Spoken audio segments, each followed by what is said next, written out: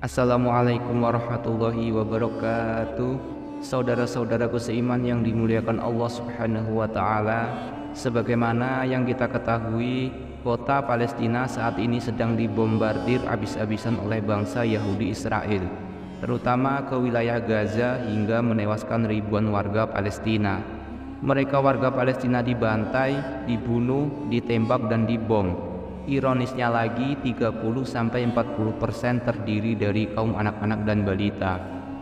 Tercatat ada 3.300 warga Palestina kehilangan nyawa dan sekitar 13.000 orang terluka.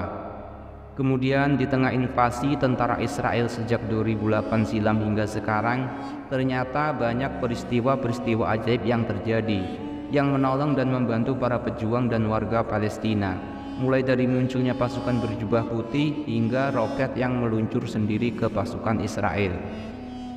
Berikut ini beberapa peristiwa ajaib yang terjadi di Gaza di saat perang antara Palestina dan Israel yang dirangkum dari berbagai sumber. Yang pertama, senjata RPG pejuang Palestina tiba-tiba menembak tank Israel. Peristiwa ini diceritakan oleh seorang ketua Mujahid Gaza kepada Ustadz Abdullah Zaid Abdul Rahman. Dalam satu pertempuran, ketua Mujahid Palestina memberi arahan kepada pejuangnya agar tidak menyerang tank Israel yang memasuki kawasan mereka. Saat itu mereka hanya memiliki bekal 6 senjata RPG. Senjata RPG adalah granat berpeluncur roket yang ditembakkan dari bahu. Namun keanehan pun terjadi. Tiba-tiba senjata itu menembak sendiri ke arah tank Israel. Alhasil tank Israel itu pun hancur berkeping-keping. Mereka para pejuang Palestina heran, kenapa tiba-tiba senjata mereka berfungsi dan bisa menembak tepat sasaran. Setelah selesai peristiwa itu, para pejuang mendapati 6 senjata RPG itu tidak digunakan. Lalu, siapakah yang menembak pasukan Israel itu? Wallahu a'lam. Yang kedua, pasukan berseragam putih di Gaza. Dalam satu acara TV Israel, tentaranya diwawancarai. Dalam wawancara tersebut, tentara Israel menceritakan bahwa mereka melihat pejuang Gaza berpakaian serba putih dan pasukan seragam putih itu ikut membantu para mujahid Palestina. Kemudian pada suatu hari di penghujung Januari 2009, sebuah rumah milik keluarga Dardunah yang berada di antara Jabal Al-Kasib dan Jabal Ar-Rais, tepatnya di Jalan Al-Qoram. Rumah ini didatangi oleh sekelompok pasukan Israel, kemudian seluruh anggota keluarga diperintahkan duduk di sebuah ruangan.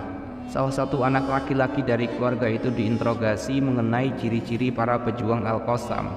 Saat diinterogasi, sebagaimana yang ditulis oleh situs Filistin Al-An menceritakan, laki-laki itu menjawab dengan jujur bahwa para pejuang Al-Qassam mengenakan baju hitam-hitam.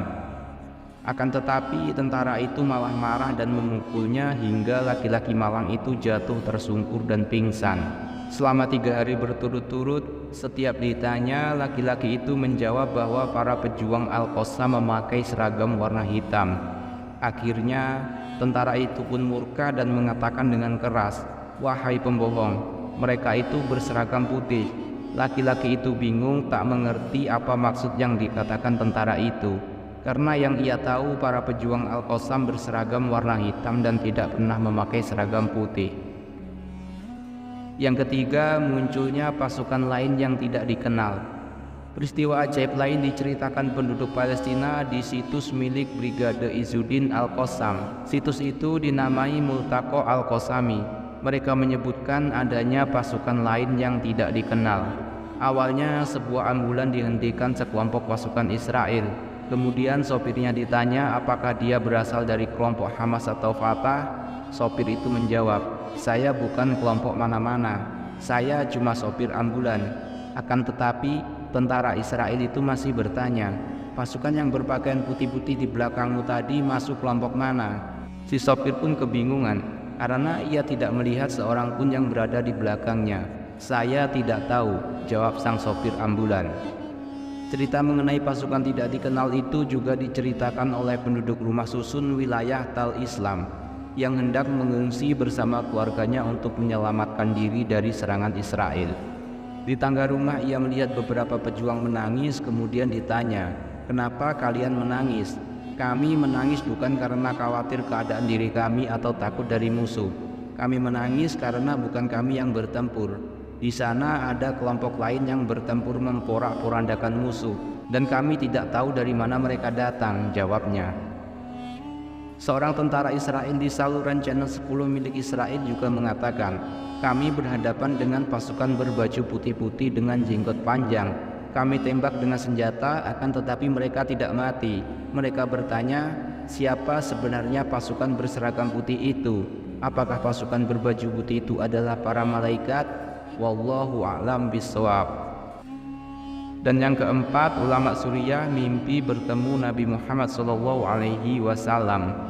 Di sini juga ada cerita yang sangat menakjubkan, di mana seorang ulama Suriah bermimpi bertemu dengan baginda Nabi Muhammad SAW. Dalam mimpi tersebut beliau melihat Rasulullah sedang mengeluarkan pedang dari sarungnya.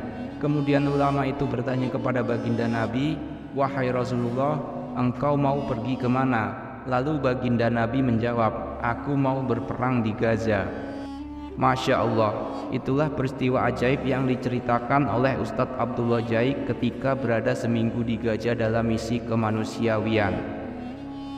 Dan yang kelima, seorang mujahid masih hidup meski terkena serangan bom. Ini cerita seorang dokter di Gaza yang mengurus seorang pasien yang terluka parah terkena serangan meriam Israel.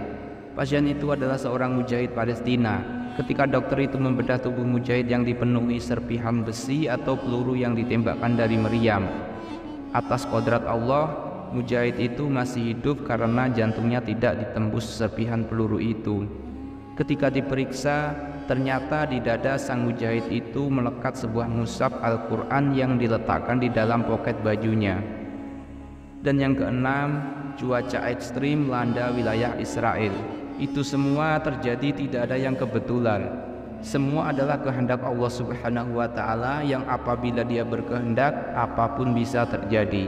Beberapa hari kemarin, militer Israel gagal memasuki jalur Gaza Palestina. Mereka terpaksa menunda serangan karena cuaca ekstrim melanda wilayah Israel. Mulai dari badai pasir, banjir, dan cuaca buruk menyebabkan pilot dan operator drone Israel kesulitan untuk mendukung operasi militer mereka. Peristiwa ini pun diyakini sebagai bentuk pertolongan dari Allah Subhanahu wa Ta'ala untuk Palestina. Saudara-saudaraku seiman yang dimuliakan Allah Subhanahu wa Ta'ala, selain peristiwa ajaib di atas, bisa jadi masih banyak keajaiban lain yang terjadi di Gaza Palestina yang tidak diketahui oleh publik. Wallahu a'lam bishawab.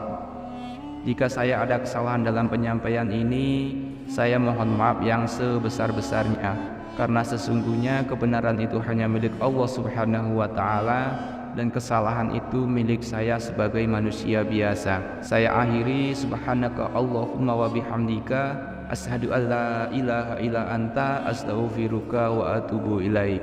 Wassalamualaikum warahmatullahi wabarakatuh.